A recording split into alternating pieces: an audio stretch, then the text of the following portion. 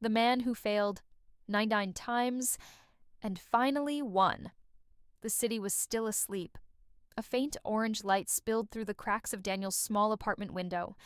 He sat at his desk, staring at a long list of rejection emails. His coffee was cold, his heart colder. He was 32. 9 years ago, he had started his first business with a dream so big it barely fit inside his chest. But now, that dream felt like a ghost that refused to leave. 99 times. That's how many times he had failed. 99 different tries. 99 different ways of saying, maybe next time. Every failure had its own story. The app that crashed before launch, the product no one bought, the investor who said, "You're just not the type people trust with money." Each one cut deeper than the last, and yet, somehow, he kept coming back. Not because he was fearless, but because he didn't know who he was without trying. That morning, Daniel's rent was overdue. His fridge was empty. His laptop battery was dying, just like his belief in himself. He opened his inbox again, hoping for good news, but the screen blinked with another message. "Thank you for applying. We regret to inform you." He stopped reading. He knew the rest. He leaned back and whispered to himself, "Maybe this is it. Maybe it's time to quit." He had said those words before, but this time they sounded heavier. He picked up his phone and scrolled through old photos. His first product, his small office, his old team smiling before everything fell apart. He looked younger there, hungrier, happier. "Where did that version of me go?" he whispered. Outside, the rain started. Soft at first, then louder, like the sky was reminding him that sometimes you have to fall before you can begin again. He stood by the window. The reflection staring back didn't look like an entrepreneur. It looked like a man who had run out of reasons to keep going. He laughed quietly, but his voice cracked. "Maybe they were right," he said. "Maybe I'm not good enough." He thought about calling his parents, but he couldn't handle the silence that would follow. He thought about calling an old friend, but he didn't want pity. So he just sat there, listening to the rain, the sound of defeat filling the room. Hours passed. Then a notification popped up on his phone, a voice message from his old mentor, Mr. Ellis, someone he hadn't spoken to in years. He hesitated, then pressed play. "Daniel," the voice said, calm and deep. "I heard you're still trying. Good. Don't stop. You're closer than you think." Daniel frowned. Closer? He hadn't told anyone about his recent failures. The message continued. "Do you know what separates the ones who make it from the ones who don't? It's not talent. It's not luck. It's endurance. Every failure is just one way that didn't work. You only need one that does." Then silence. He replayed the message. Once, twice, again. He closed his eyes and let the words sink in. You only need one that does. Maybe failure number 100 could be different, not because of the idea, but because of him. That night, Daniel couldn't sleep. Something in him had shifted, quietly but powerfully. He reopened his laptop. The same old document stared back at him. Project 100. He smiled weakly. If this was going to be his last try, he'd make it count. He worked through the night, his hands trembling, his eyes red, but his heart alive again. He wasn't working for success anymore.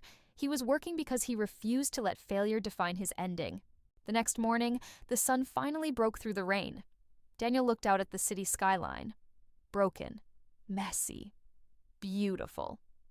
He whispered to himself, "All right, let's make this one count." And somewhere deep inside, failure number 100 was waiting. Not to break him, but to set him free. The morning light spilled across Daniel's desk, touching the same cracked coffee cup and stacks of notebooks that had followed him through every version of his dream. He opened his laptop and looked at the new file. Project 100.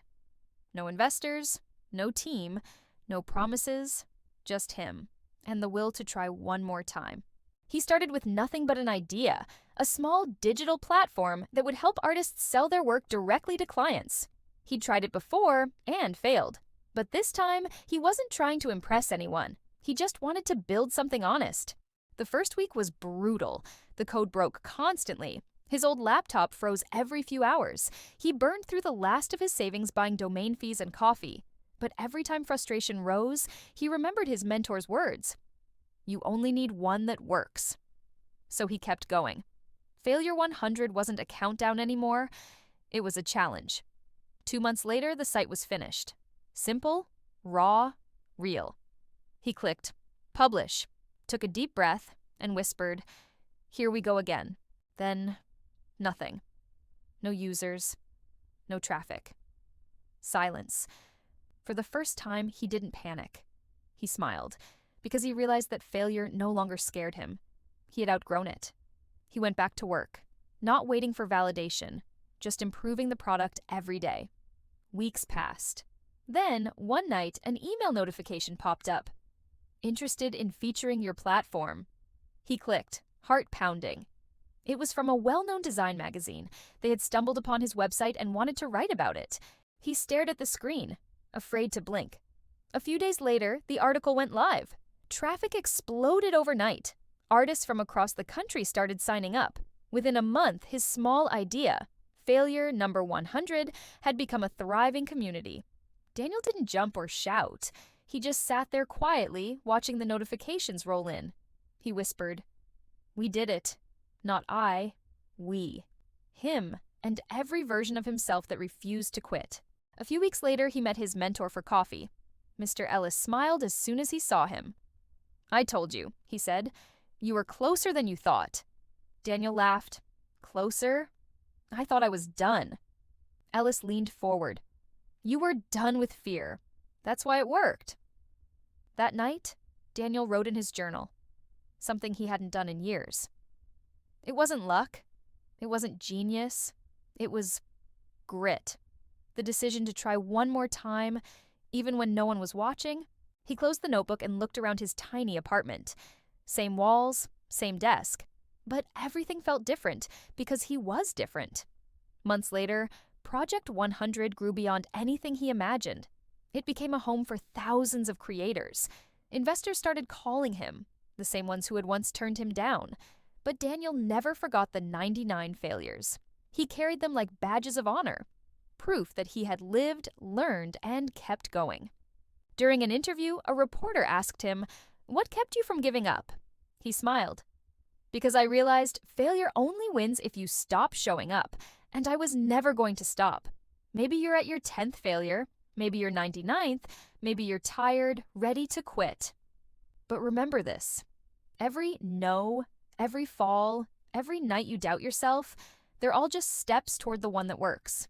You only need one. One success, one chance. One moment where you whisper, 'Not yet.' That's the difference between giving up and winning. Because the man who failed 99 times didn't lose. He just kept going until life had no choice but to say yes." The end, a Wishper's Truth original story.